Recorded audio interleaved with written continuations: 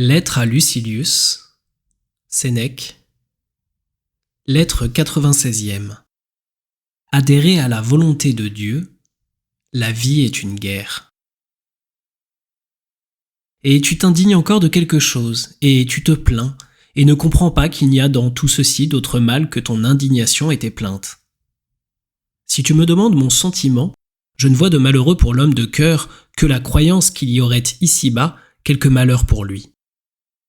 Je ne me souffrirai plus moi-même du jour où quelque chose me deviendra insupportable. Je me porte mal, c'est dans ma destinée. Mes esclaves sont morts, mes rentes compromises, ma maison écroulée, les pertes, les blessures, les tribulations, les craintes fondent sur moi. Chose ordinaire, que dis-je, inévitable, décret du ciel plutôt qu'accident. Si tu veux en croire un ami qui te découvre avec franchise le fond de son cœur, dans tout ce qu'on appelle disgrâce et rigueur, voici ma règle. Je n'obéis pas à Dieu, je m'unis à sa volonté. C'est par dévouement, non par nécessité, que je le suis. Quoi qu'il m'arrive, j'accepterai tout sans tristesse, sans changer de visage. Jamais je ne paierai à contre-cœur mon tribut. Or, tout ce qui cause nos gémissements, nos épouvantes est tribut de la vie.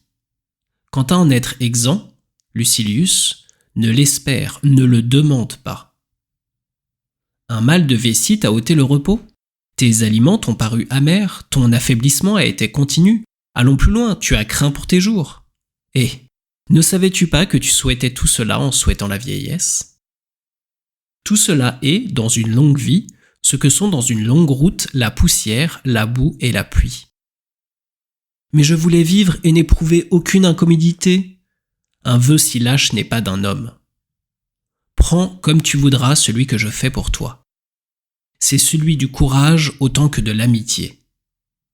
Fasse les dieux et les déesses que tu ne sois jamais l'enfant gâté de la fortune.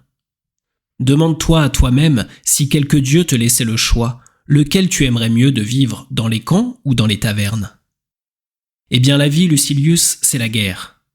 Ainsi ceux qui, toujours alertes, vont gravissant les rocs escarpés ou plongent dans d'affreux ravins, et qui tentent les expéditions les plus hasardeuses, sont les braves et l'élite du camp.